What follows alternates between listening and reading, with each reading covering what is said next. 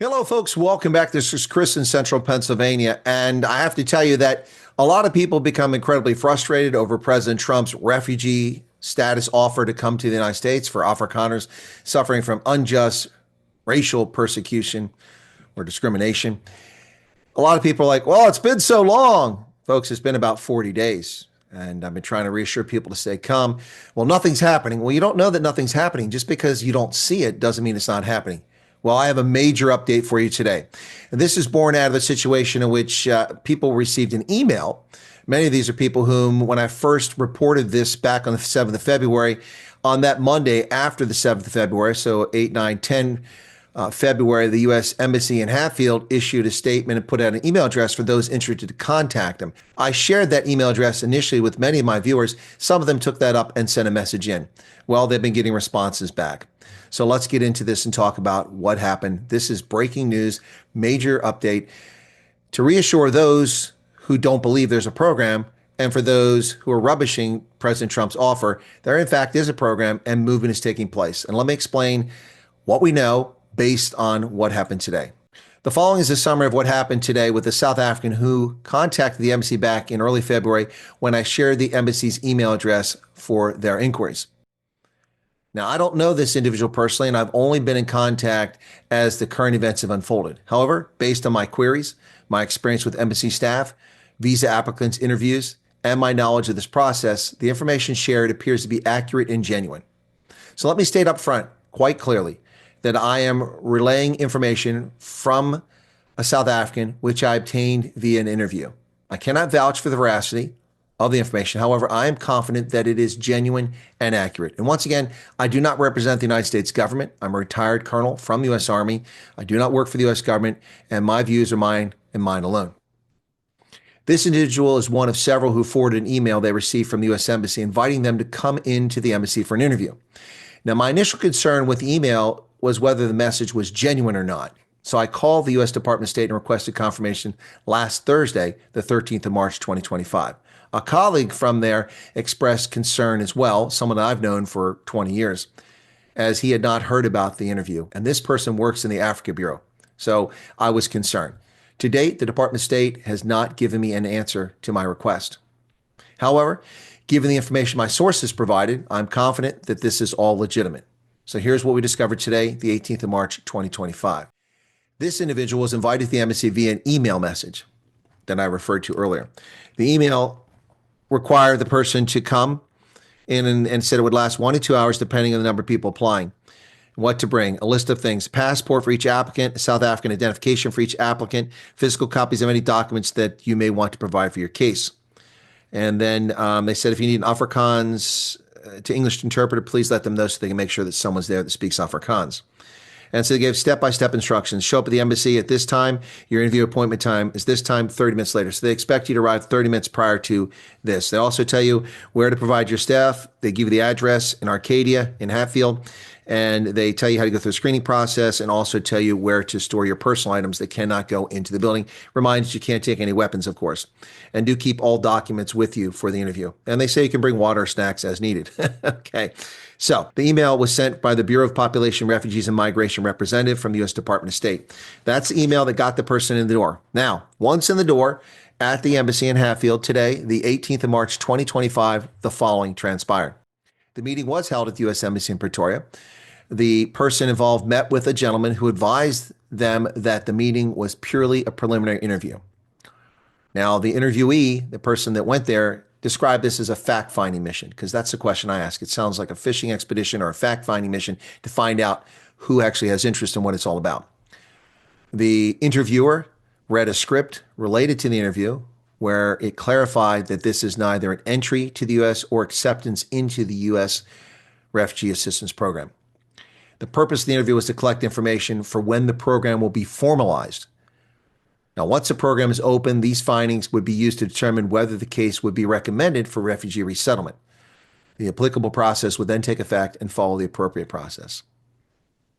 This meeting was primarily about documentation and why the primary refugee on the application should be considered for refugee resettlement. No time frame was offered, none was given. So it appears that the email was not only genuine, but the interview is also genuine, and it is really to determine interest. So only a small number of people who sent emails to the embassy apparently are getting these appointments. And we know this because this individual was one of 5 family members that sent the email, but only 3 of them received invites to the embassy. The current process that's underway right now would appear to be largely an effort to gauge interest in the refugee resettlement program with the offer from President Trump and the preliminary background work for those who are actually going to apply. Doesn't look like they're looking at everybody. The 3 invitations received were all based on the original email where they detailed what happened leading to the request for refugee status. Now, I asked about the conduct of the officer who was conducting the interview. Were they cordial? Were they perfunctory? And the response was he was cordial, but he was perfunctory to the greater extent. But his tone changed when the South African was asked about their personal experience. And the South African described having been the victim of a violent attack where they were stabbed multiple times. From that point on, it appeared that the interview went in a much better fashion and seemed less stilted. Up to that point, the applicant felt as if the interviewer was not really getting what he was looking for out of the interview. But that all changed when the interviewer heard the horrific situation that had occurred to this particular applicant. Now, I asked about documents. The applicant did not provide any information over email, which is good. That's a concern. I was worried about that. All the information conveyed to the U.S. Embassy was done in person at the interview, which is how it should be done. It was all verbal, date of birth, full names, the identity documents, passport, birth certificates. The interviewer indicated that a lot more documentation will be required should this move to the next stage. The embassy did make copies of all these documents. Now, they did say that once the process is formalized and they get referred to the actual U.S. Refugee Assistance Program process, that communications would come from the department associated at that stage, whether it's Department of Homeland Security or USCIS. The point there being that once you've completed these preliminary interviews, that someone else is going to pick up this case and move forward with it. So, folks, the Refugee Resettlement Program for South Africans is legitimate.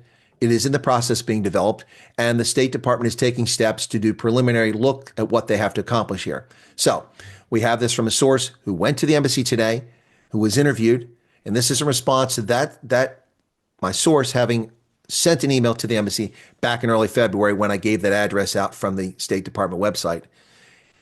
They went there, they were interviewed, provided documentation, and that's where it sits now. So once again, the program is genuine.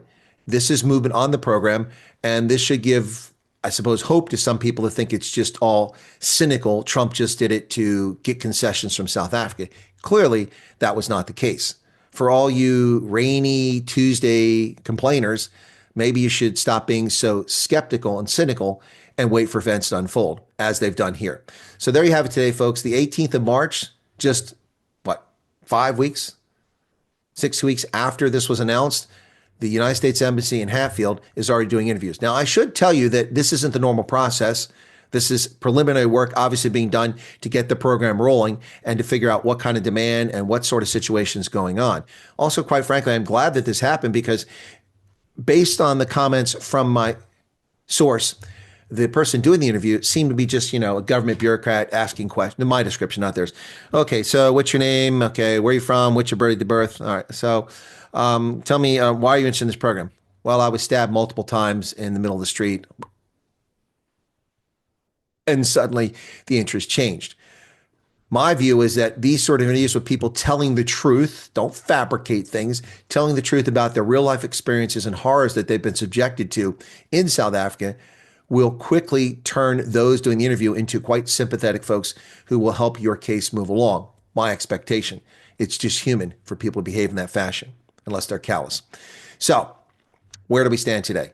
The program is in motion, something is happening, and the naysayers are wrong yet again. I did not report this previously because I didn't have any confirmation. Now we have some information that we can verify that proves that something is happening. So there you have it, folks. Naysayers, you can be naysayers. Now, this doesn't mean that there will be thousands or tens of thousands or hundred thousands or dozens of Afrikaners or whoever the definition of Afrikaner is by the American Embassy. It doesn't mean they will go from South Africa to the States, but is a promising sign that this program is underway and there's an opportunity for South Africans who want to get out to get out. Again, I don't represent the United States government. I represent myself solely. My opinions and my analysis are mine entirely. My source is a South African, and my experience in having dealt with this sort of thing in the past, working in embassies all across Africa, the Middle East, and Europe, and my background in this sort of stuff. So you can take it for what it's worth. You can take it or leave it. Whatever the case is, this is an update. I want to make sure people are aware of this as soon as possible. So there you have it. Okay. Let's see where it goes from here. All right, folks. Cheers.